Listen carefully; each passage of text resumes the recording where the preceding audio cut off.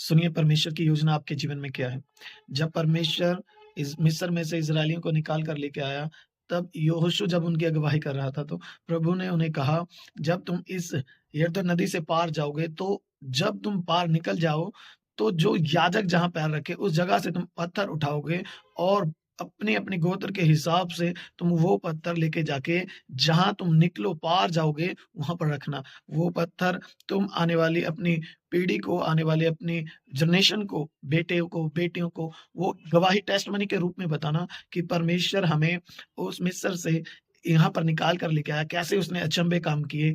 परमेश्वर उन्हें वो टेस्टिमनी याद रहे, अपने बच्चों में वो बता सकें, उसके लिए उन्हें वो कह रहा है कि वो क्या करें, उस पत्थर को जहाँ याजक पैर रखते हैं, उन्हें उठाएँ और बाहर लेकर जाकर चिन्ह के रूप में, टेस्टिमनी के रूप में, गवाही के रूप में रखें।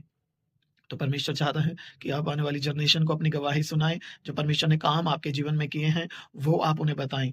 परमेश्वर की योजना है और अब आपका काम है, आपने अपनी टेस्टिमनी को, अपनी गवाही को बनाकर रखना है। परमेश्वर ने जो आपको विवेक दिया है, जो अनुग्रह किया है, जो उसने ग्रेस आप पर उंडेली है, जो परमेश्वर का दान, वरदान आपको मिला है, आप उसमें बने रहें, उसमें बना वो परमेश्वर आपको बना के रखे, सँभालना आपका काम है।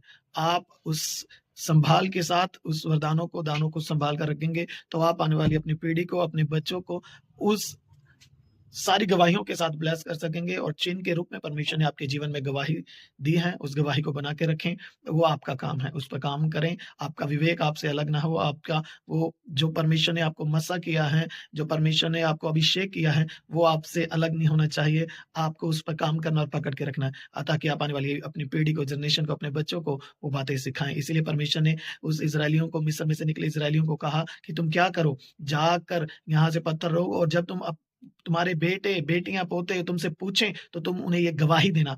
ये चिन्ह चिन्ह के रूप में ये पत्थर वहाँ पर रखो। परमेश्वर आपके जीवन में वैसे ही काम करता है, चिन्ह के रूप में आपने अपनी गवाही रखनी है और जो विवेक, जो ग्रेस, जो अभिषेक आपको मिला है, उसे बनाने के लिए आपको खुद मेहनत करनी पड़ेगी। पकड़ के रखने के लिए आपको खुद मेहनत करेगी करनी पड़ेगी। ये परमेश्वर की योजना है। God bless.